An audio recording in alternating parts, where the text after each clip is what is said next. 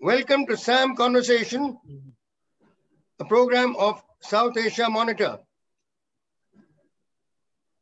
Our topic today is the future of Afghanistan and implications for the region. We have with us Ambassador Gautam Mukhopadhaya, who was the ambassador in who was in Afghanistan with the first, when we set up the embassy and the consulates. We have Major General B.K. Sharma, Director of the United Service Institution of India, and Dr. Omar Sadr of the Afghan Institute of Strategic Studies, and currently also in the American Institute of Afghanistan.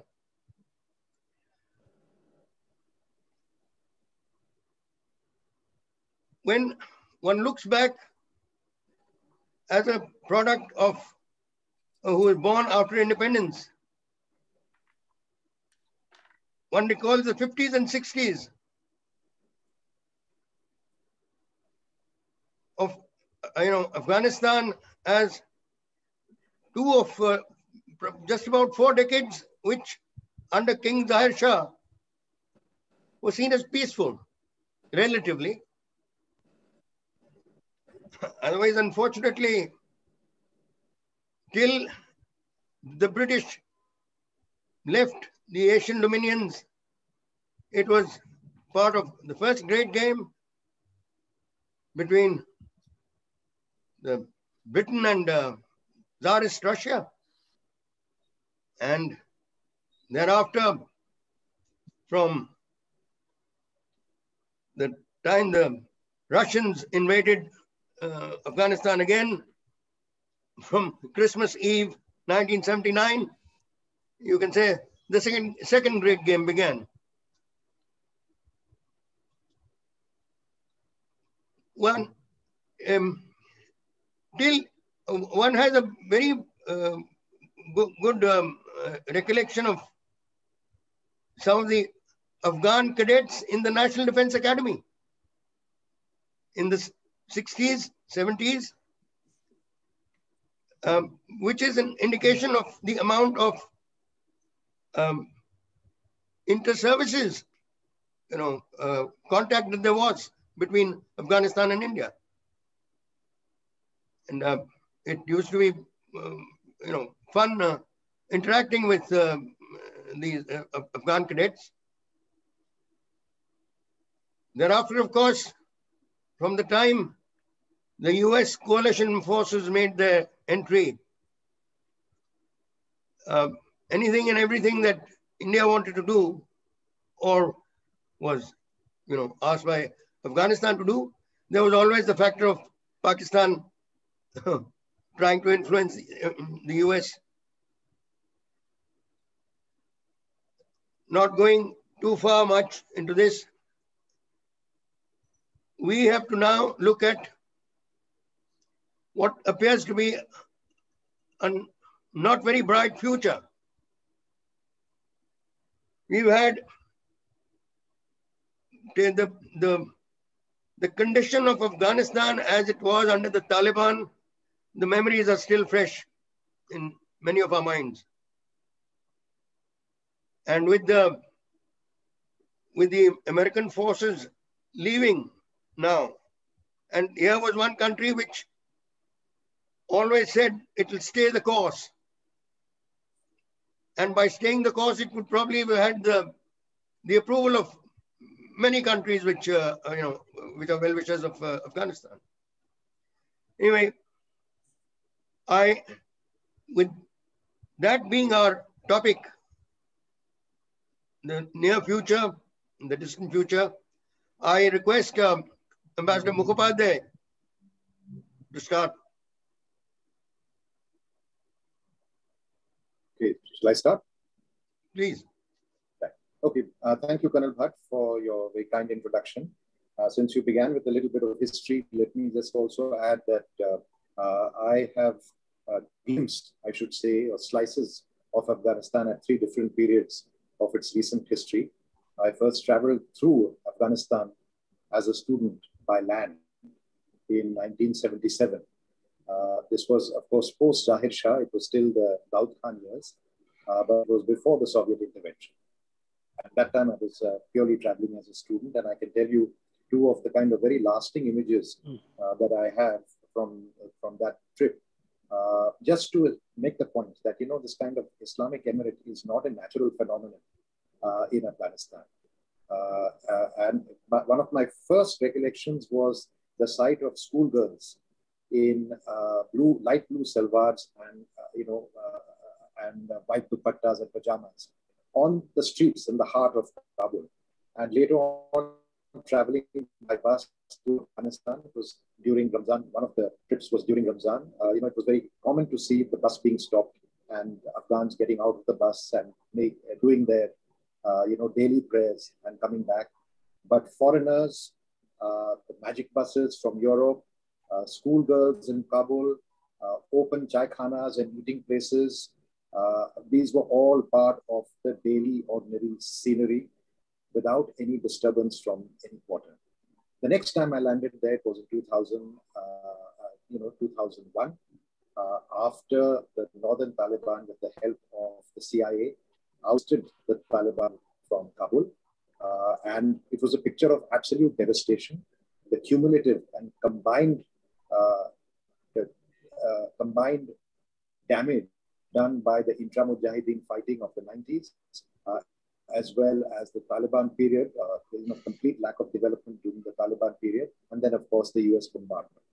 And subsequently, I was there as ambassador for the longest stretch. That was from 2010 to 13, and I've been visiting Afghanistan regularly since then until 2019.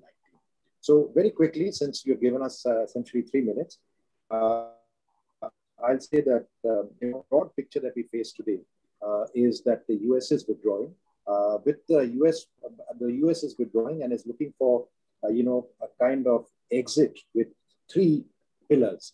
One pillar is a kind of inclusive, Afghan government. Interim, potentially. Could you be slightly louder, please? 50% share. Mr. Mukhopadhaya, potentially could you be slightly louder? Yeah. Well, let me see if there's something wrong with the setting. Am I louder now? Better. Is it louder now? Okay. Right. So with a potentially 50-50 sharing, so there is one part which is an internal arrangement, a second part which is a regional process, and a third part which is kind of a UN-sponsored, a process on Afghanistan. But what is clearly missing from this is the factor that has been clear right from the beginning, from 2001, when Richard Armitage went to and met Musharraf, but also during the Obama period and finally in the South Asia strategy, that there is no strategy for Pakistan.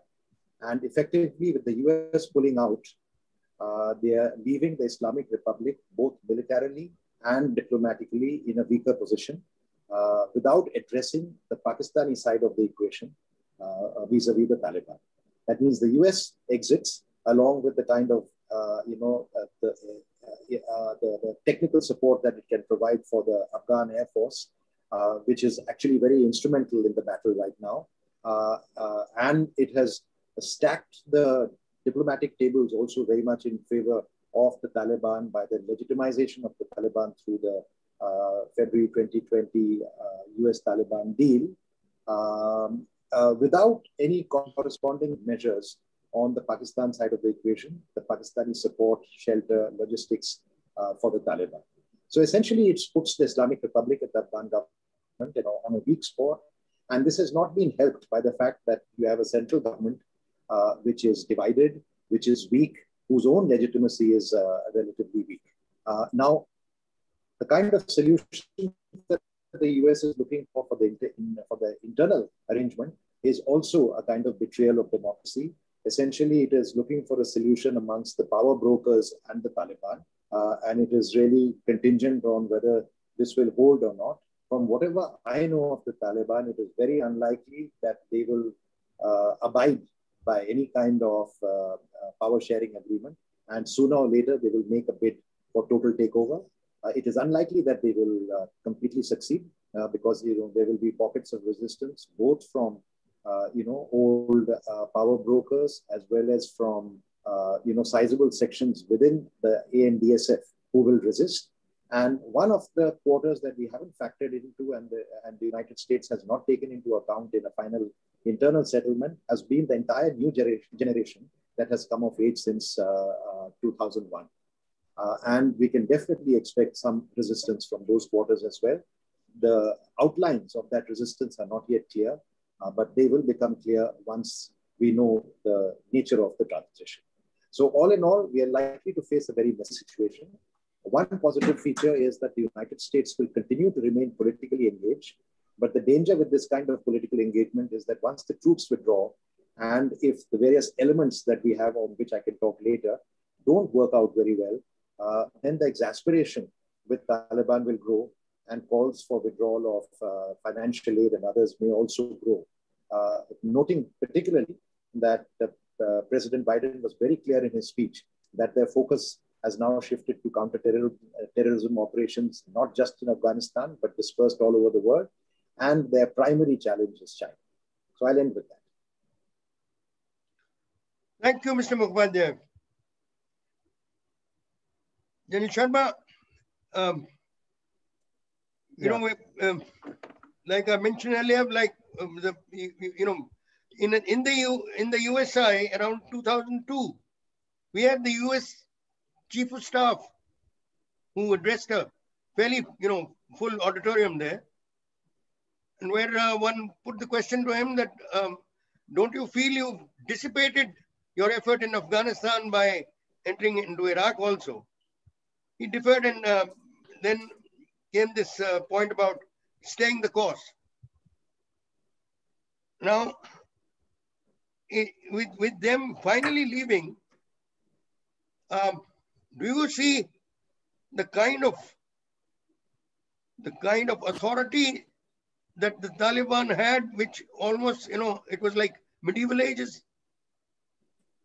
Jan Sharma.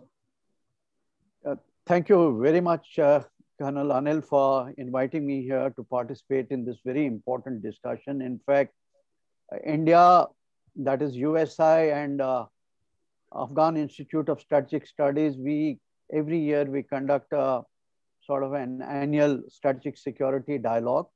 And one more that is the sixth one is due in the month of August.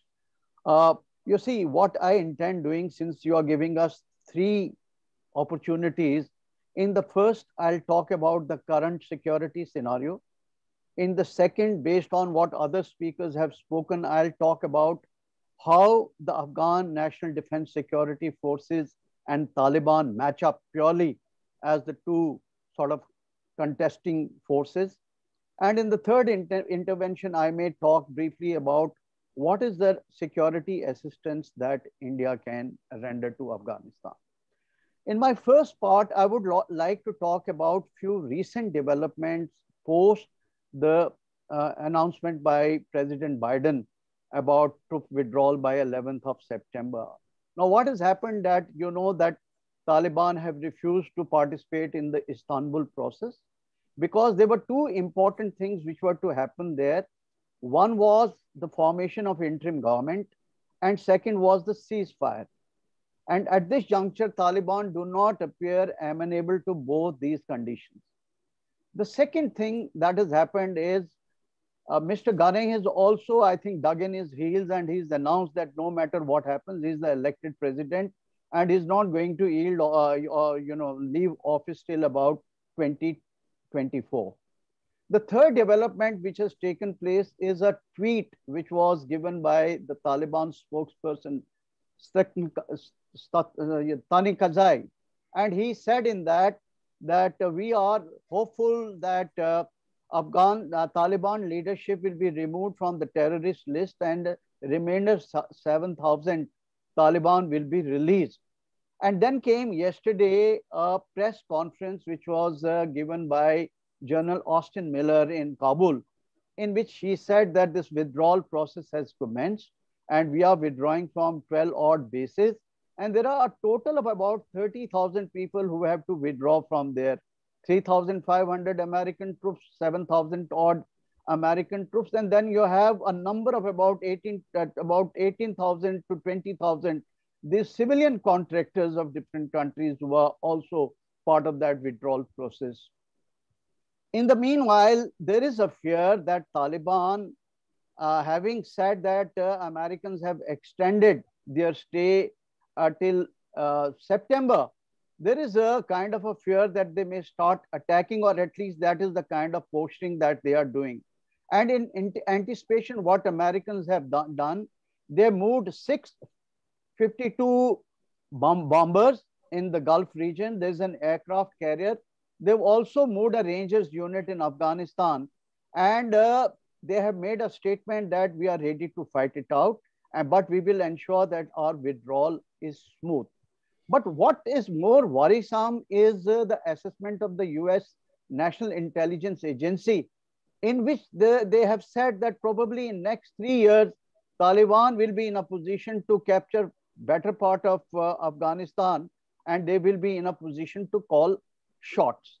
Now, this assessment becomes little more worrisome when you look at certain internal situation in Afghanistan, be that, you know, the kind of, you have about 62% people are below the age of 25 there. Then you have the unemployment is about 55%. Then 70% or more of their economy is based on the foreign aid. And their total, you know, expenditure requirement is about $11 billion, out of which they are only able to muster about $2.5 billion. That means they would be in need of about $7 billion for several years to come for their very, very survival. And then, of course, there are other aspects, which is like, you know, the socio-political polarization which has taken place within the Afghan, say, Ashraf Ghani's own setup, his relation with Abdullah within Pashtuns and between Pashtuns and non-Pashtuns. So the whole polity, the political setup of Afghanistan is not on the same page vis-a-vis Taliban, who are ascendant and who are on the rise. So this makes the scenario little more worrisome. And I would, in my next intervention, say that what are the strengths and weaknesses of Afghan National Defense and Security Forces vis-a-vis Taliban. And then, of course, I'll talk about other issues. So I think I'll limit my comments to this only at this juncture.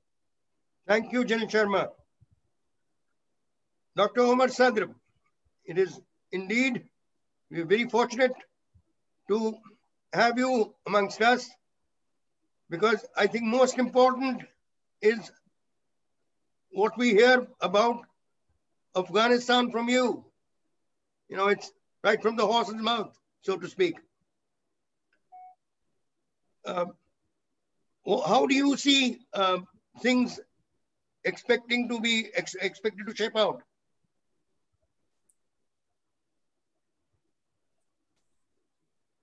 Dr. Sadr, can you hear me?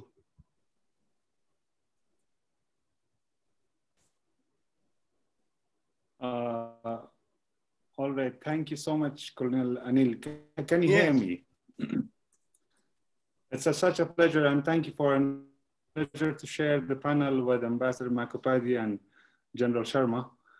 At the same time, I would like to extend my prayers and feelings to the people of India at this very difficult time that they are fighting horrendous kind of conflict, COVID across India. Well, let me also talk about implication of withdrawal of US troops on Afghanistan as well as in the region. So in the first section, I will try to focus on internal dynamics of Afghanistan and the implication of the withdrawal. In the second intervention, I will come to the region. Well, as we know, the United States troops and NATO are withdrawing in a time where the prospect for any kind of political settlement with Taliban are not very clear. And I suppose we need to focus on and evaluate the implications on 3 dimensions. The political dimensions in Afghanistan, second on economic dimension, and fourth on social dimension. On political dimension, what we hear is that it's not just the military troops withdrawing from Afghanistan, but there's a most chance, highly likely that a couple of embassies, probably European embassies, will also withdraw or limit. Mr. Mukhopadhaya, continuing from where we left off, and now India's political diplomatic role there. Now, with after in a post American withdrawal and post more powerful Taliban scenario. Okay, firstly, I would like to, really express my appreciation for General Sharma's initial security briefing. I think it covered a tremendous amount of ground, and I, captured all the points extremely well. As far as India's diplomatic choices are concerned, I think a lot depends on what is going to happen, either in the intra-Afghan talks, particularly in the intra-Afghan talks. If, for example, the intra-Afghan talks are to any extent successful, let us say that whether it's a US-sponsored process or a UN-sponsored process, or it's just an Afghan-sponsored process, that the Afghans, along with the Taliban, are able to come to some kind of, even if it's not fully democratic solution. That means a power sharing arrangement. Then, in terms of being able to deal with the Taliban in the context of an Afghan peace process, I don't think there would be any problem. Of course, bearing in mind that there will be some groups that we will possibly engage with, and some groups that we will continue to be suspicious of. For example, it's very difficult to contemplate any kind of arrangement or cooperation with the Haqqani network and the various kind of other outfits that accompany them. The Taliban, from their point of view also, have been actually fairly careful not to be too critical of India. And on issues, something happened?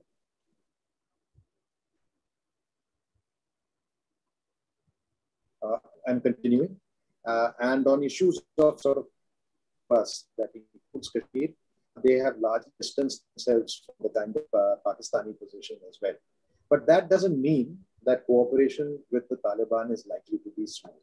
Now, various countries have dealt with the Taliban for different motivations.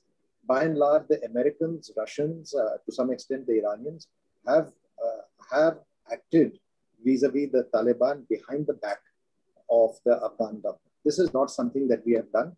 We have engaged with this process only after the intra-Afghan talks, only with the intra-Afghan talks in Doha in September, when we said that we will support the process and we look forward to a positive outcome. So I don't think that we will see any kind of initiative on our part that tries to reach a deal with the Taliban behind the backs of the Afghan people and the Afghan Republic.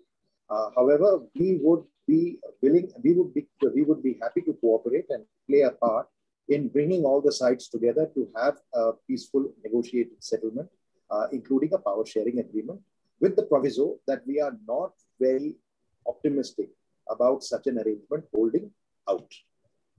As a result of which, we will be watching the Afghan situation very carefully, whether it holds onto some kind of negotiated settlement or breaks down. And it's difficult to forecast what that situation could be at this point of moment, because there is no unified leadership, there is no unified resistance we can think of. But I would say overall our interests lie with the new generation of Afghans. If at all there is the struggle in Afghanistan continues, we would not like to see it in ethnic terms. We would not like it to break down into north-south or ethnic terms. We would rather see it in terms of the new generation and the Taliban. But we also have to keep in mind that opposition to the Taliban is by and large in the urban areas amongst the youth. There is also opposition to the Taliban in the rural areas and among the Pashtuns. but their ability to live with the Taliban will be greater than the ability of many of the minorities, women, and youth in the cities. And therefore, there will be a kind of fault line at that point, at that level. So we have to keep our options open. We should support the peace process.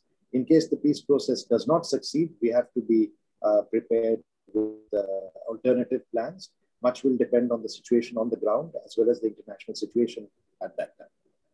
And see, I would pick up the thread from where Ambassador Mukhopadhaya left.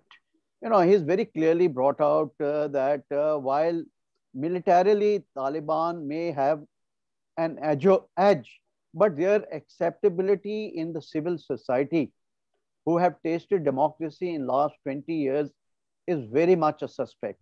It's not the same old Afghanistan when the Mujahideens were fighting and there was total lawlessness, and then these people came as Robin Hoods and they caught the imagination of people till they showed their true colors and when people had rejected them.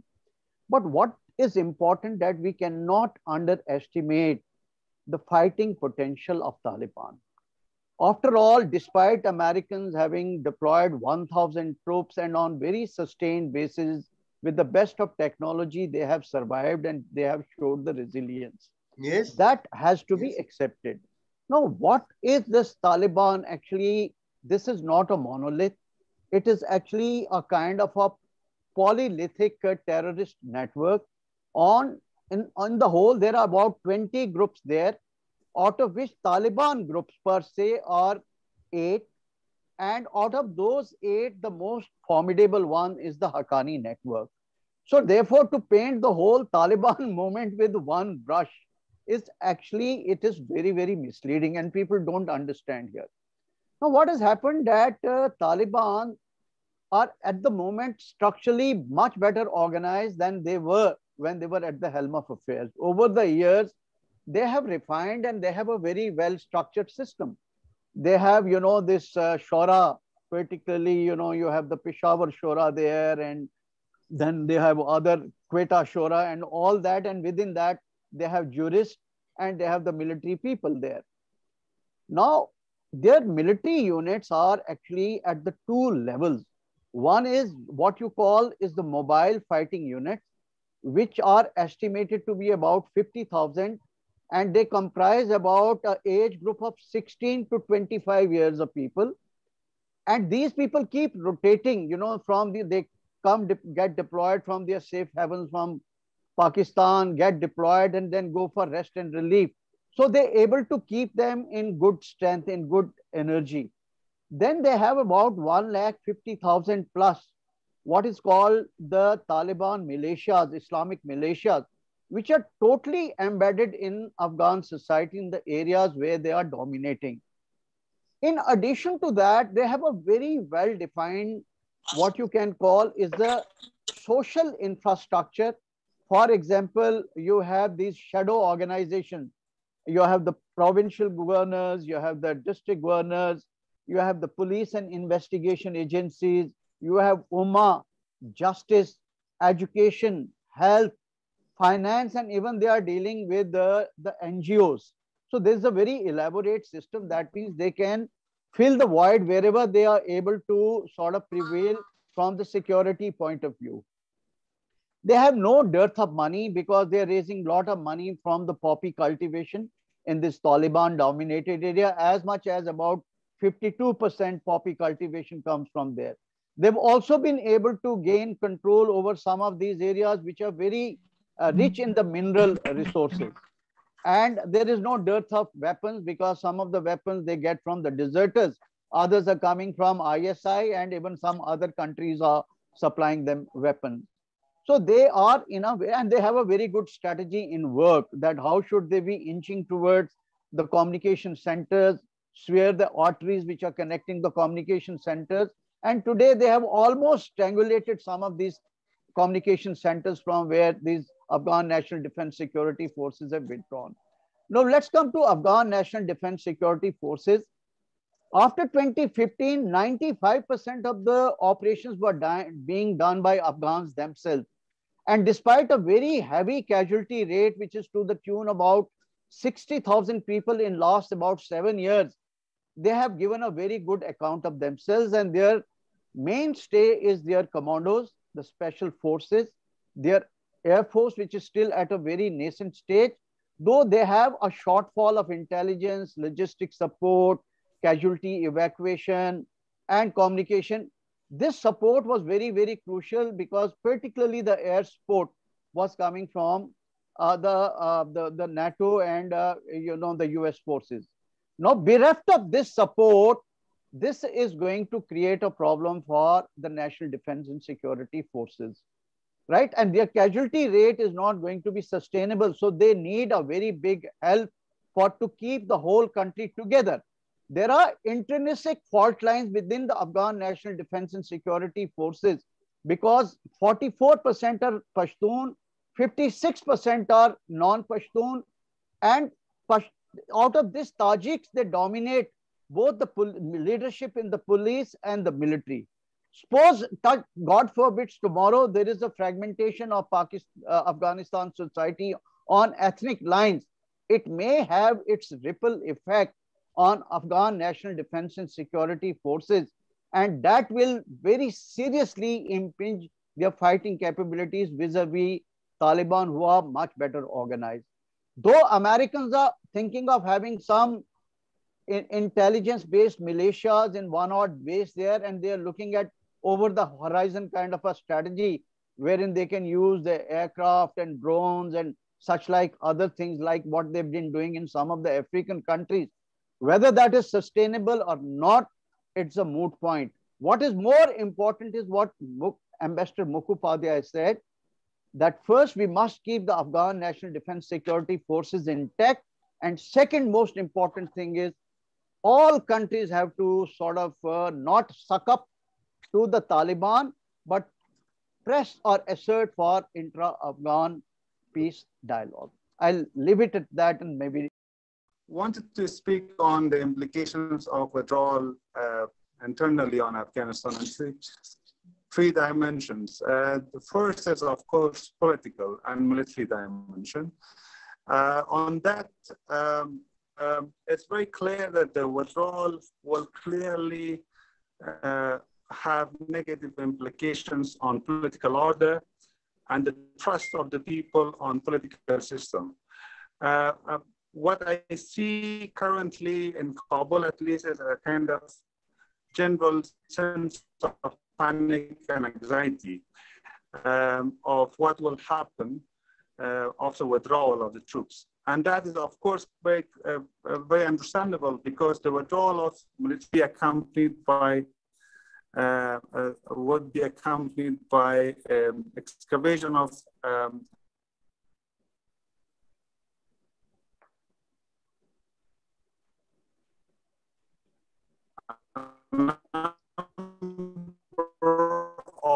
political missions, including the European missions from Kabul. Second important issue is that, unfortunately, as it was mentioned by Ambassador Mukhopadhaya, the political leadership is not in a position to unify, unfortunately. And that's one of the key causes or fears that we will have after withdrawal. On economic dimensions, of course, the funding will reduce despite the fact that the United States promised that they will continue to support. There would be increase in number of job securities and joblessness will increase. Investments will reduce in Afghanistan. Already a number of investors are getting out of the country, either to Turkey or Middle East. And that, of course, impacts socially. That will have a third implication and a third angle with job insecurity and all that. That will, of course, will lead to some sort of influx of refugees in the region. So people, there is an estimated that more than 1 lakh will excavate Afghanistan and will move to the neighboring countries. So all of these together, of course, will have very dark impact on political order. And there's an increased chance of state fragmentation. There is a number of consensus on a number of issues, but of course not in all aspects. The number one issue is consensus in the region with respect to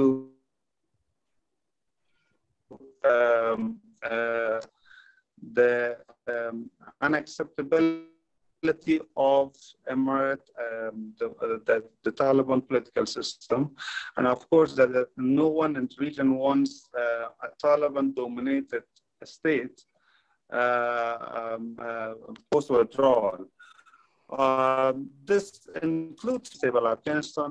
Their long-term interest is to keep a weak Afghanistan. Of course, the Pakistan has pronounced that they are in favor of a political settlement, which includes Taliban. But however, a future government for Pakistan will be the one which should be dominated by Taliban or their like-minded, if not Taliban themselves.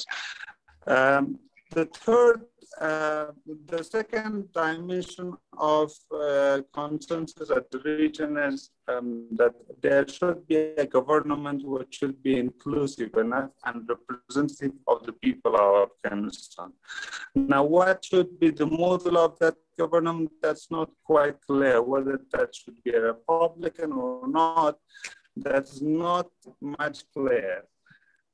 The third dimension is security in the region. Of course, almost all the neighboring countries, the Central Asians and Iranian government, India, is concerned about the prospect of security of the withdrawal. The Central Asian countries, of course, they have much, and most of them are active across the border in the north. So that somehow increases the anxiety of the neighboring countries, particularly the northern Central Asian republics, about how the withdrawal of troops will impact their security. And this has been raised in a recent visit of President Ghani in Tajikistan, that Tajikistan president has promised any kind of cooperation with Afghanistan, but however, he demanded that government in Afghanistan should do their best to secure the border with Tajikistan and the north. The fourth dimension, which is, I think there is also somehow a consensus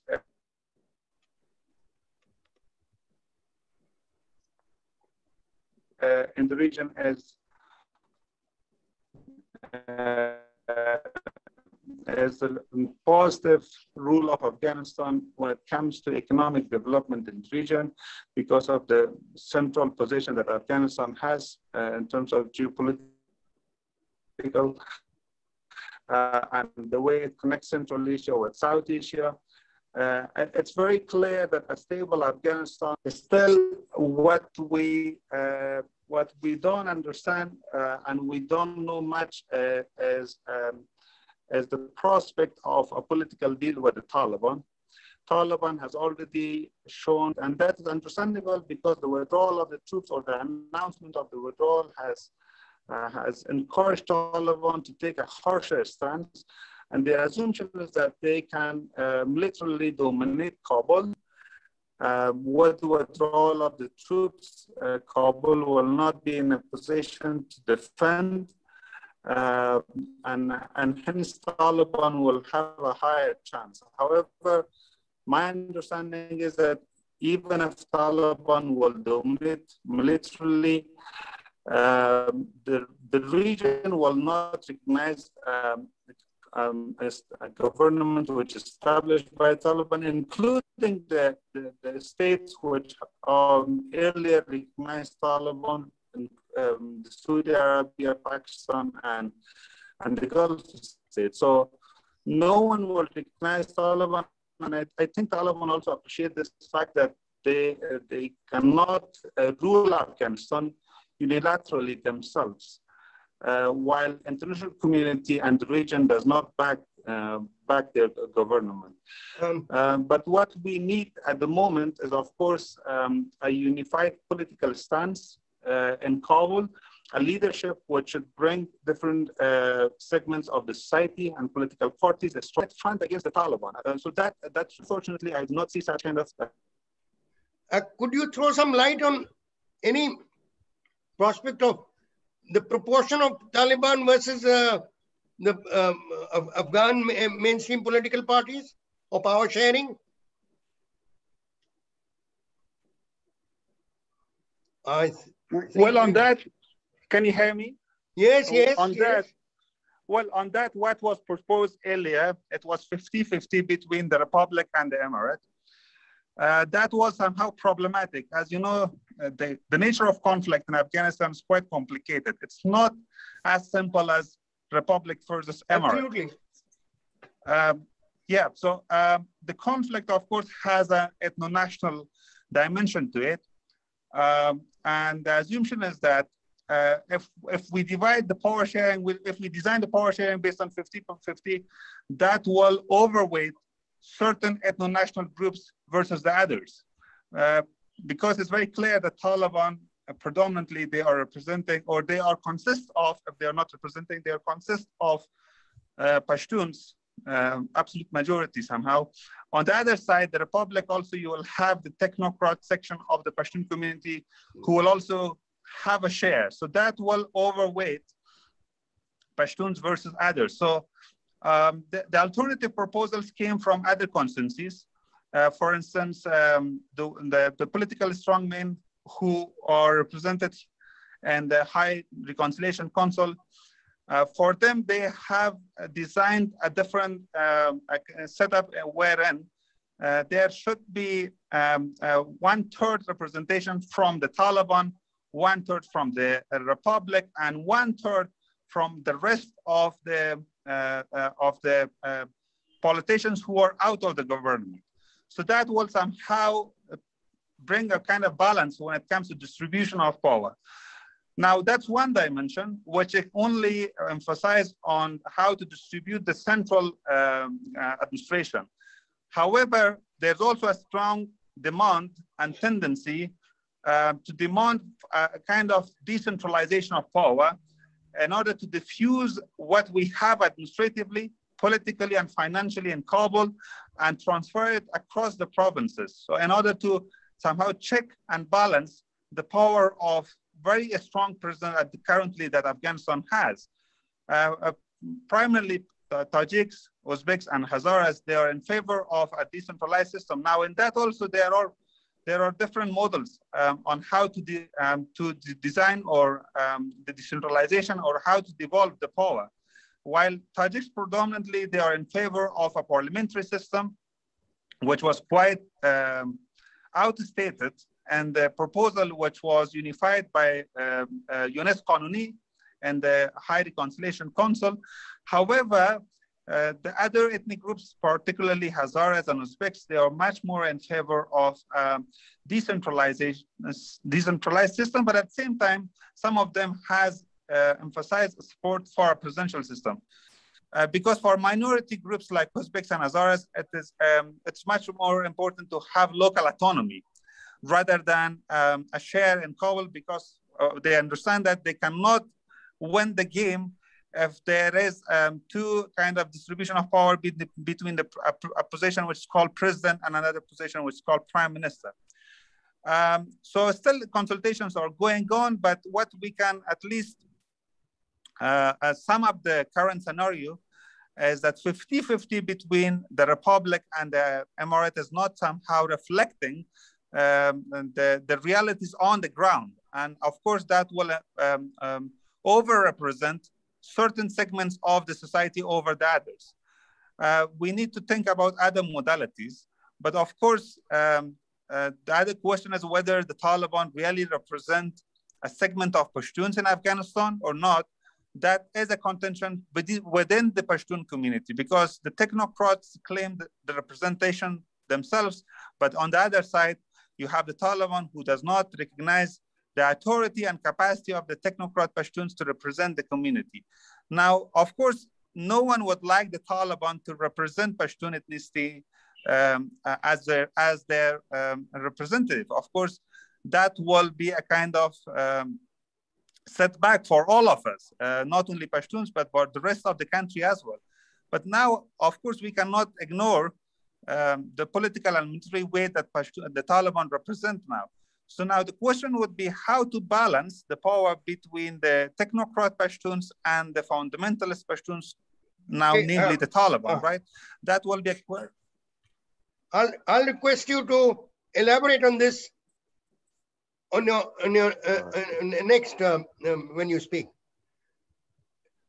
Mr. Mukhopadhaya, what do you have to say about very fair amount of interesting inputs put across by Dr. Omar Sadr?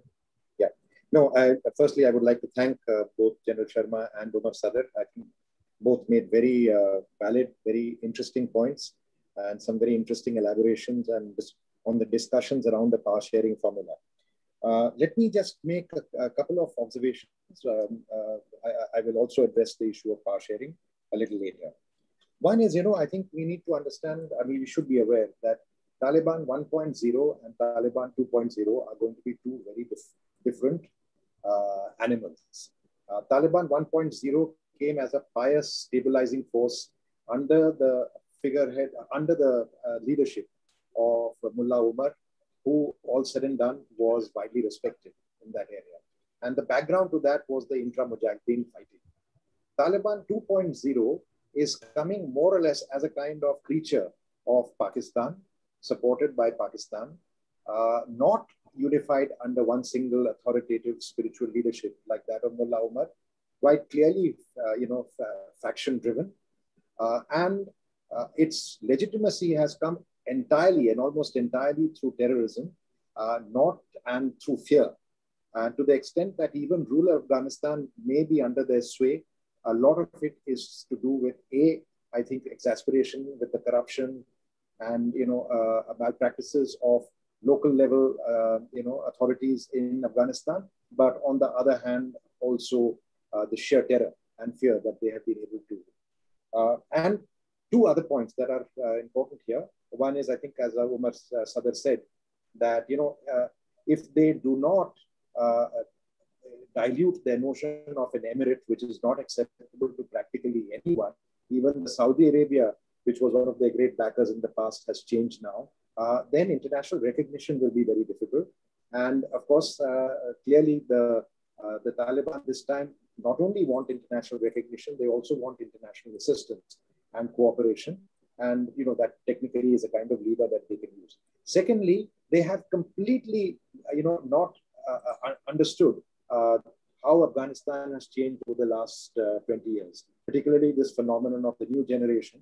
And they are giving absolutely no space to the political, you can say, aspirations of this class, which by and large, of course, power brokers and others completely write off. But I don't think it will be completely written off. Second, as far as Pakistan is concerned, the fact is Pakistan knows very well that, while they may be able to use the Taliban or whatever, in the olden days, it was the Mujahideen, while they were in Pakistan, the moment they leave Pakistan and come to Afghanistan, two things happen. One is, of course, they tend to break up amongst themselves, and there are much more intra-factional, frictions. And the second is that they tend to adopt a certain kind of independence from their handlers in Pakistan. This is what happened in 92, 96, and it's almost certain to happen once again. Pakistan knows this very well. So Pakistan actually has a vested interest in having different factions, different forces in the game, and perpetuating a kind of level of instability whereby there is no unified authority in Afghanistan that can tackle Pakistan by itself. And a third difference linked to the first 2 points is that in 1992, the Taliban, Pakistan was a hero, having supported the resistance through the Soviet intervention. Today, it is exactly the opposite. Pakistan is not even a good word amongst the Pashtuns. Third, one very great danger of the regional process. The Americans are basically trying to exit. They are trying to outsource and sort of delegate or, dispute their responsibility in the world, in the UN, amongst the region, and amongst Afghans. But the balance of power within the region has also changed a lot. In 2010-11, when we began the Heart of Asia process, China was nowhere, Russia was nowhere, Pakistan was on the docks. It was still seen as a sponsor of the Taliban terrorism. And the remaining countries of the Heart of Asia process, basically Pakistan was very much a focus of interest. Now what has happened is, with China behind Pakistan, Russia more or less, wanting to see the US out and also the Taliban in some degree or the other, Iran coming under part of this kind of anti-Western axis, really the balance of power in the regional process will have shifted much more to what we can call, what at least I could call here, from our point of view, spoilers.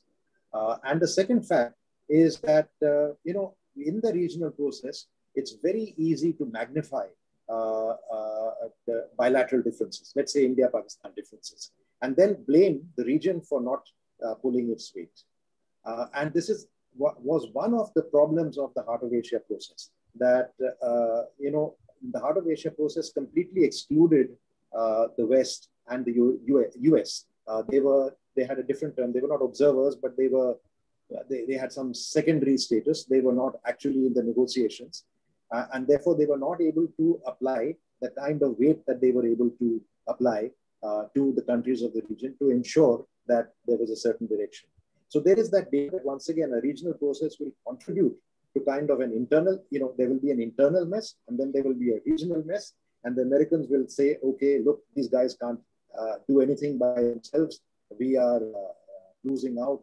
Leave it to the UN if the UN can find a solution. And remember, the outcome of the last time the UN was involved in the Geneva Accords, they brokered an agreement. But after that, there was no monitoring mechanism. There was no implementing mechanism. And the rest of the world lost interest. So we don't want that to happen once again. And another point that Omar made, an unified political position. This really internally is the big factor in Afghanistan. And there is simply no unified internal position, except on this one point, which is actually quite remarkable, that nobody wants to abandon the Islamic Republic and nobody wants to lose the gains of the last 20 years. However, they are not able to get together in terms of leadership, in terms of distribution. And I think Omar has done a wonderful job in explaining some of the complexities behind power sharing. So where does that leave us? Overall, that leaves us with the very bleak prospects of agreements. And even if agreements are held, and I certainly believe that the Taliban sense victory, they are not, one basic precondition for a kind of peaceful settlement is both sides feel that they cannot prevail over the other. And therefore, they have to come to some kind of compromise. That seems to be missing in this case. We have the Afghan Republic side that is desperate for peace after 20 years, but you have the Taliban side, which is actually sensing victory and sensing that many of its enemies, the United States in particular, are now, either neutral or almost in its side. In fact, the US-Taliban deal, I would say, effectively handed over Afghanistan, allowing for a certain process to the Taliban and eventually Pakistan. And this time it will not just be Pakistan, it will be Pakistan backed by China, at the very least. Yes. So, Yes. So I think, this is the kind of, and therefore the prospects of any kind of peace in Afghanistan look to me extremely bleak. However, we cannot give up on this and we must keep trying. And one silver lining on that, I think again, Omar may have referred to this because some of the sound was not clear, is that one difference between Trump and Biden is that while both Trump and Biden favor a military pullout, Biden does remain more committed to the counterterrorism strategy, even if it's over the horizon. But more importantly, they have been at pains to say that they will remain politically engaged. With Trump, there was not even that degree of political engagement. And therefore, if this political engagement can be kept, which means that they don't, cut and run, even politically, let alone militarily, then there is a broad basis for countries like India, the United States.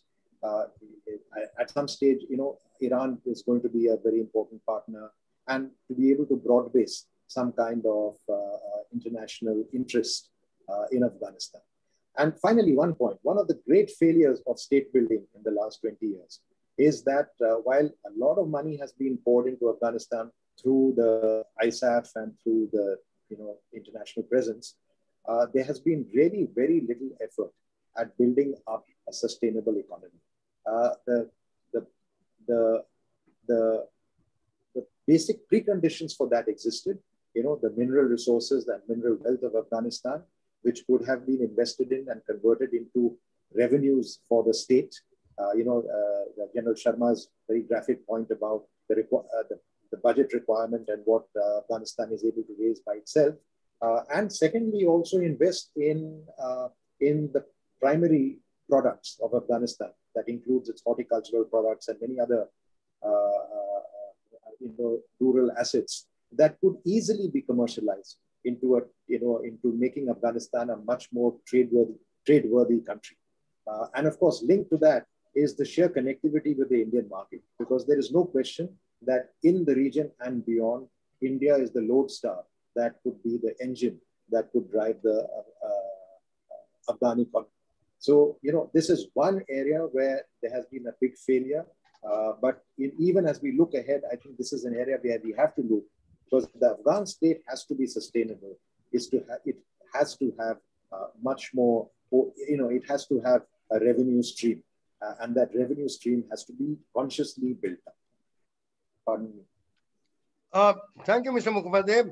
Then Sharma, could you throw some light on now, what more further role can there be for India's armed forces between, Afghan and India's armed forces? Yeah.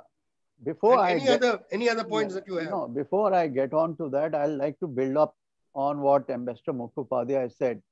Yes. From my perspective, I think next 5 years, we are going to see intense fighting in Afghanistan. Because if they have not listened to Americans, then even at times they are even showing fingers to even Russians. For example, Russians have come very openly and they said, we do not want an emirate, Islamic emirate in Afghanistan. And even Iran was sidelined, when the Moscow talks took place. So Iran is also not very happy that you have a Sunni, Wahhabi-based ideological dispensation coming up just next door. You have one already coming up to their north and another coming here. So these countries at the moment, they want to see America out. But in the long run, these problems are going to crop up between Taliban and some of these other countries. They're not very happy. Now, what has happened, if you look at the ground situation, whether we like or not, Pakistan has already created the fencing of 95% of Durand line, and the access and entry control is totally in Pakistani hands there. And the areas which are contiguous to Durand line are being dominated by Haqqani network.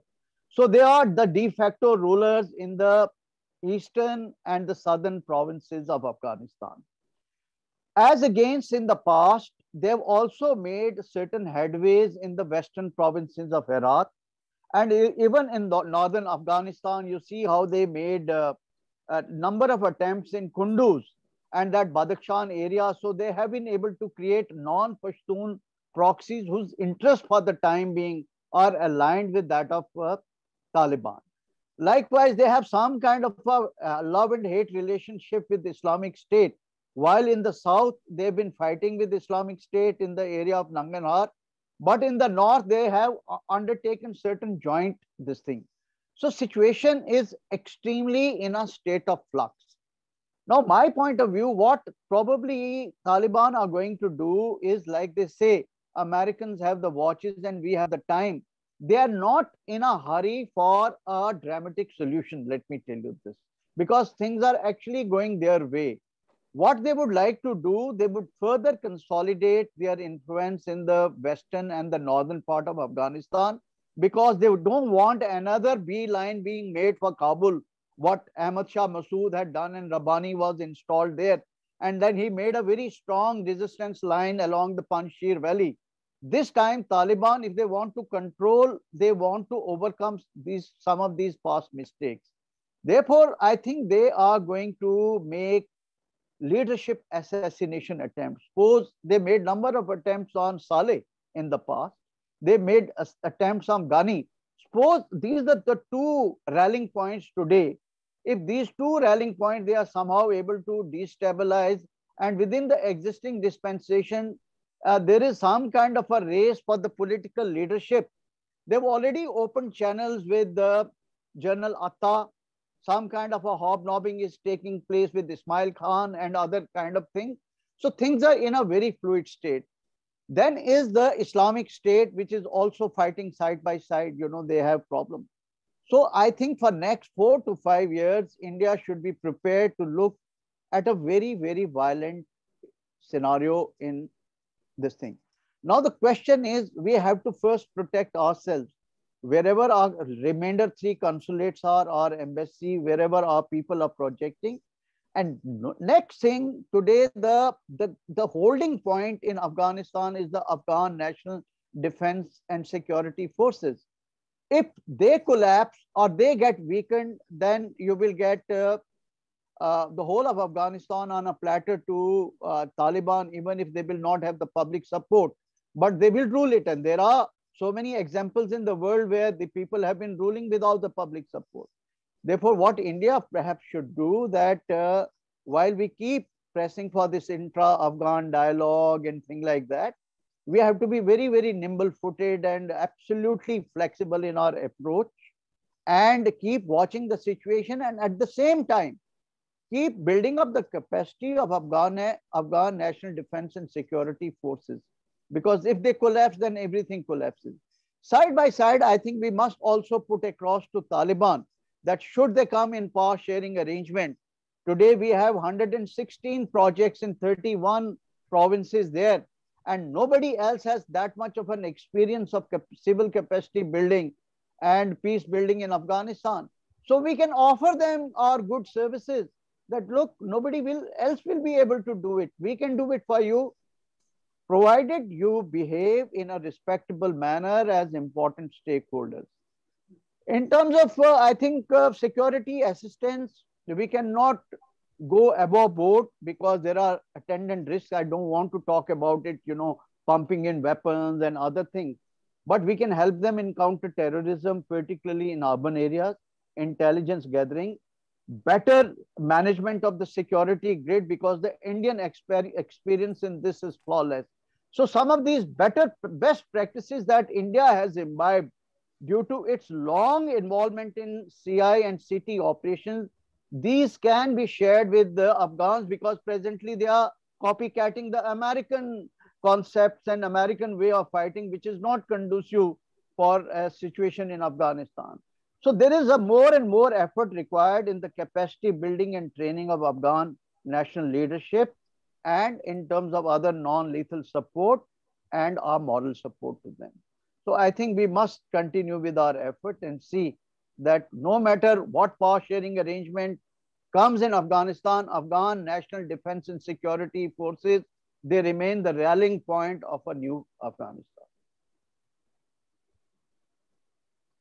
Thank you, Sharma.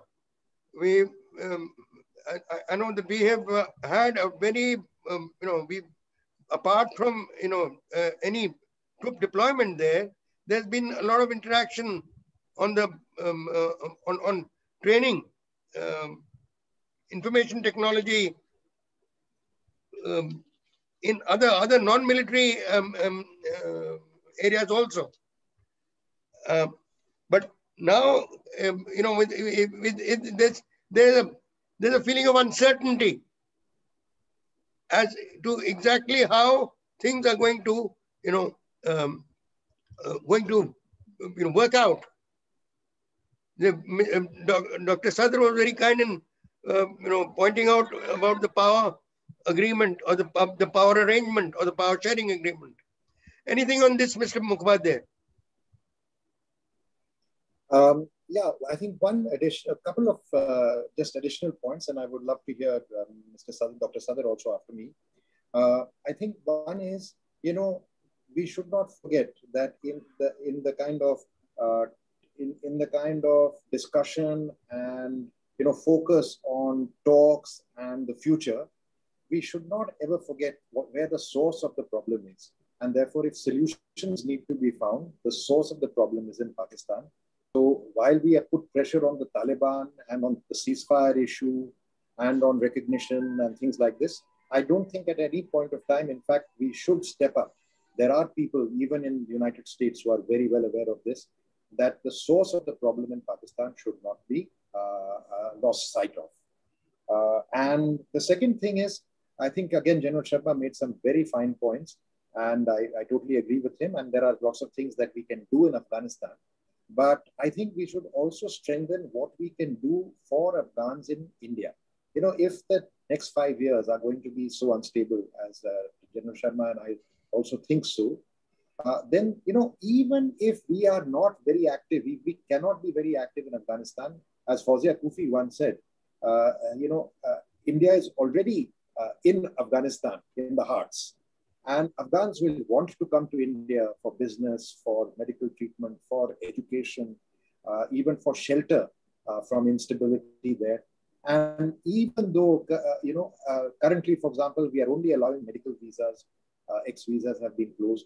We must think ahead, and we must have a hospitable arrangement to be able to continue to develop the new generation of Afghans. You know, we have invested 20 years in them. They are our biggest assets. They are also the future of Afghanistan. And this instability, you know, last time it was 5 years of Taliban. And then we had 20 years of post-Taliban, post-born arrangement. So we shouldn't forget, these things can be cyclical. They may come on top for 2, 3, 4, 5 years perhaps, but at the end of it, you know, resistance will build up. They are not on the side of history. And the side of history is the youth and the future. And I think that is where we should invest, and we should create a much more congenial and, you know, positive environment for them to be able to find, you know, opportunity in India, so that, you know, they are an asset for Afghanistan as well as for India-Afghan relations in future. So I think these are the 2 points that I wanted to make. There are things you can do in Afghanistan. They may be limited, but there's a lot more we can do by opening our hearts and arms in India. And that will definitely yield dividends in the future.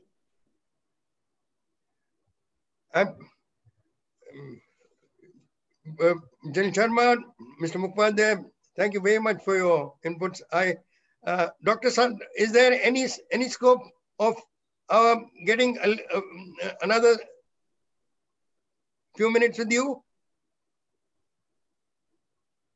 Sure, of course. If I may. Yes, please. Would like to reflect on a couple of points mentioned by Ambassador and General. Number one, on the first issue, which I think Ambassador Mukhopadhaya talked about, Taliban 1.0 and 2.0. I totally underscore what he mentioned, the 3 differences, that how currently Taliban do not have a unified spiritual legitimacy, and their legitimacy is coming from terrorism. But at the same time, how the recent version of Taliban is seen as a creator of Pakistan. However, we should not forget the fact that what unifies the earlier version of Taliban and the current one is their ideological stream.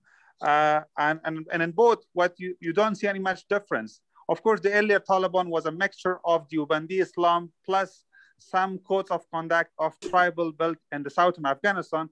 That still remains the same. However, that has become much more radical as they have been mixing beyond Deobandi Islam with streams of Salafi stream also. So, and that it's evident in their policies and their how they treat and conduct governance in a couple of districts that they are controlling, either in the south or the north. That's number one. Second, on the 5 years of intense fighting, which was raised by General Sharma, that's a longer picture, of course, and that I totally agree with. But what we need to focus is, I think, next 1 year, which is quite detrimental for all of us here in Kabul, and the risk of state collapse. All of us, I think, together should put hands with hands in order to prevent some sort of a state collapse, because all indications that I earlier mentioned, unfortunately, are guiding us toward kind of a weak statehood.